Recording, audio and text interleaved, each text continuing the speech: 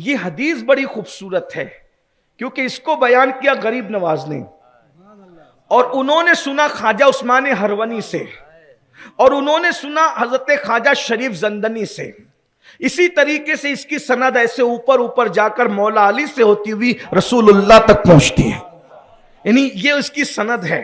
اب غریب نواز فرماتے ہیں میں نے اپنے مرشد سے، انہوں نے اپنے مرشد سے، انہوں نے اپنے مرشد سے اس طریقے سے سنا.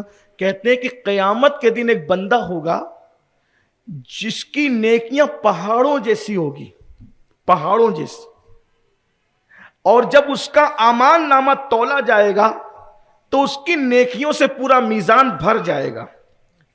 اب میزان کتنا بڑا ہے؟ اب بخاری شریف کی آخری حدیث کا جب علماء سے درس سنتے ہیں تو وہ لوگ بتاتے ہیں کہ اتنا بڑا ہے کہ داؤد علیہ السلام میزان دیکھ کر، اس کے بڑے پن کو دیکھ کر بے ہوش ہو گئے. میزان کتنا بڑا ہے؟ جن کو پتا ہے ان کو پتا، جن کو نہیں پتا میں ان کو آج بتا دوں. میزان، اللہ کا میزان، وہ ترازو جس پر ہمارے عمل تولے جائیں گے، وہ اتنا بڑا ہے. اللہ کے رسول علیہ السلام فرماتے ہیں زمین اور آسمان اس میں رکھ دیے جائیں تو اتنے معلوم ہو جیسے ایک بہت بڑے جنگل کے اندر انگوٹھی کا چھلا رکھا ہوا ہے. جہاں زمین اور آسمان انگوٹھی کے چھلے کی طرح ہو، وہاں میری تمہاری نیکیوں کی اوقات اور حیثیت کیا ہوگی؟ بتائیں کتنی نیکیاں کی ہیں؟ ہمارے پاس نیکیاں ہی کتنی ہیں. مگر مایوس نہیں ہونا، جس نبی نے میزان بتایا، میزان بھرنے کا طریقہ بھی بتایا. فرمایا جو سبحان اللہ کہہ دے اللہ اس کو آدھا میزان بھر کرنے کی عطا فرماتا ہے، اور سبحان اللہ و بحمدہ کہہ دے تو اللہ اس کو پورا میزان بھر کرنے کی عطا کرتا ہے. ایک بار سبحان اللہ و بحمدہ کہہ دیا تو پورا میزان بھر کے نیکی مل گئی. اب بعد میں دوبارہ کہے گا تو پھر دیکھیے کیا کیا ہوتا ہے. سبحان اللہ.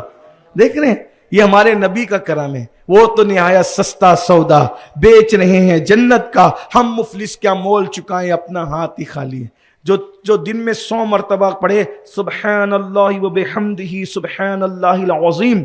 آقا علیہ السلام فرماتے ہیں اگر سمندر کے جھانک کے برابر بھی اس کے گناہ ہو تو اللہ اس کی مغفرت کر دیتا ہے، اور اس کو وہاں سے روزی عطا کرتے ہیں جہاں اس کا گمان بھی نہیں جاتا. بہت سارے لوگ کہتے ہیں حضرت روزی میں برکت کے لیے تعویذ دیجئے. سارے تعویذ تو رسول اللہ دے چکے، اب آپ کو کس کے تعویذ کا انتظار ہے؟ آپ کے گھر میں رکھا ہوا ہے سب کچھ، عمل تو کرو نا. ڈاکٹر کی دوائیاں جیب میں لے کے پھرنے والا کبھی شفا پا سکتا ہے؟ نہیں، اس کو کھانا پڑے گا، پریکٹیکل میں آنا پڑے گا. تو حضور تو فرما رہے یہ جو سبحان اللہ و بحمدہ سبحان اللہ العظیم ہے، آقا فرماتے ہیں صبح کے وقت فرشتے جو روزی بانٹنے نکلتے ہیں تو وہ یہی تسبیح پڑھتے پڑھتے روزی بانٹتے ہیں، اور جو یہ تسبیح پڑھتا ہے وہ روزی کے لیے کبھی محروم نہیں رہتا. بہرحال تو سرکار غریب نواز فرماتے ہیں کہ حدیث پاک میں آیا ہے کہ ایک بندہ ہوگا اس کی نیکیاں پہاڑوں جیسی ہوگی اور میزان بھر جائے گا اس کی نیکیوں سے، اور نیکیوں کا پلڑا بھاری ہو جائے گا. یہ بھی بتا دوں کہ جو میزان ہے نا، اللہ کا جو ترازو ہے، دنیا کا ترازو اس کے الٹ ہے. یہاں جو چیز بھاری ہوتی ہے وہ نیچے کی طرف آتی ہے، اللہ کے ترازو میں جو بھاری ہوگی وہ اوپر کی طرف جائے گی کیونکہ وہ نور کی ہوگی. ہاں یہ بھی یاد ہے، جو بھاری پلڑا ہوگا وہ اوپر جائے گا اور جو ہلکا پلڑا ہوگا وہ نیچے آئے گا، اور بہت بڑا ترازو ہے وہ. سبحان اللہ. یہ بھی ایک بات ہے. اللہ کے رسول علیہ السلام سے پوچھا گیا یا رسول اللہ ہم آپ کو کہاں تلاش کریں؟ مجھے قیامت میں 3 جگہ تلاش کرنا، یا میں میزان پہ رہوں گا ترازو، یا پلسرات پہ رہوں گا، یا پھر میں حوض کوثر پہ رہوں گا. 3 جگہ میں سے مجھے کہیں بھی تلاش کرنا. حوض کوثر پہ کیا کر رہے ہوں گے؟ کہ پیاسوں کو کوثر پلا رہا ہوں گا. کیا مزہ آئے گا اس دن. پینے والے غلام ہوں گے، پلانے والے آقا ہوں گے.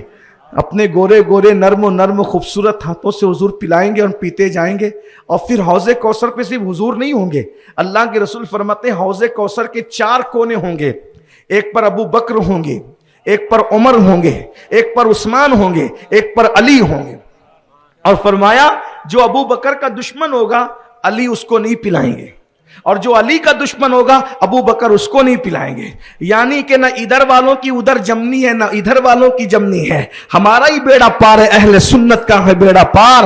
اصحاب حضور نجم ہے اور ناؤ ہے, اطرت رسول اللہ کی, اللہ اکبر. بلکہ ہم تو یہ کہتے ہیں ہاتھوں سے 4 یار کے ہم کو ملیں گے 4 جام, دستے حسن حسین سے اور ملیں گے جام 2. اس لیے صحابہ کو ہی مانو, اہل بیت کو ہی مانو, اپنی دماغ نہ چلاؤ, اپنا دماغ نہ چلاؤ. ہم دونوں کو مانتے ہیں کیونکہ یہ بھی حضور والے ہیں, یہ بھی حضور والے ہیں. اور ہمیں کیا حق ہے فرق کرنے کا؟ ہمارا تو عقیدہ یہ ہے حضور کی گلی میں اگر کتا بھی بیٹھے تو ہمارا مسلک یہ کہتا ہے اس سے بھی پیار کیا جائے. حضور کے یاروں کی بات تو بہت بڑی ہے, حضور کے پیاروں کی بات تو بہت بڑی ہے. ہمیں تو درس دیا جاتا ہے رضا کسی سگے طیبہ کے پاؤں بھی چومے, تم اور آہ کے کتنا دماغ لے کے چلے. اس لیے بہت خیال رکھیے تم. اور پھر میزان پہ کیا کریں گے؟ اگر امت کی نیکی کم پڑے گی تو حضور اپنی طرف سے نیکی بڑھا کر اپنی نیکی ہماری نیکی میں ملا کر پلڑا بھاری کرائیں. اب حضور کی نیکی جب اپنی نیکی میں ملے گی تو سوچئے پلڑا کتنا بھاری ہوگا. سبحان اللہ, کیسا کرم ہوگا.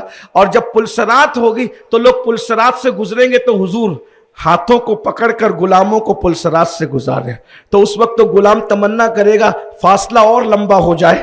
کیوں؟ کیونکہ فاصلہ جتنا لمبا ہوگا اتنی دیر تک کے یار کے ہاتھ میں ہمارا ہاتھ ہوگا.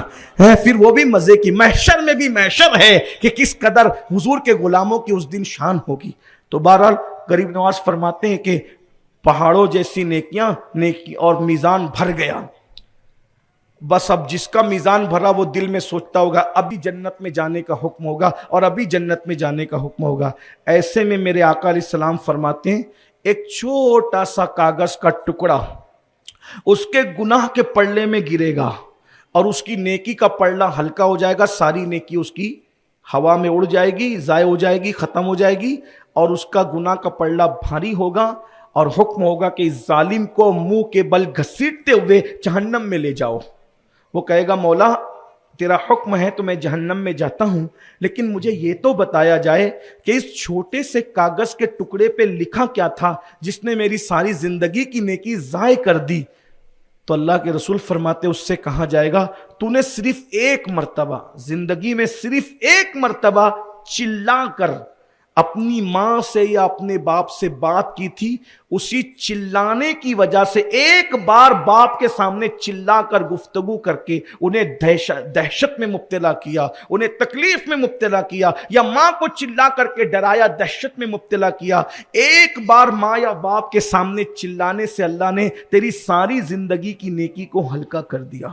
اور جو پہاڑوں جیسی نیکیاں لے کر آئے گا, صرف آپ بتائیں جن کے سامنے چلانے کا یہ حال ہے, ان کو دھکے دینا, ان کو تکلیف دینا, ان کو اذیت پہنچا, کتنی تکلیف کی بات ہے. اپنے گھروں میں بلیاں اور کتے پال رہے ہو اور اپنے ماں باپ کو گھر سے باہر نکال رہے ہو, یہی تمہارا رحم دلی ہے. کتوں کو بستر میں لے کے سوتے ہو, بلیوں کو بستر میں لے کے سوتے ہو, اور ماں باپ کی کھٹیا باہر لگا کر کے رکھی. غور تو کیجئے مسلمانوں, ہم دین سے کتنے دور ہو گئے.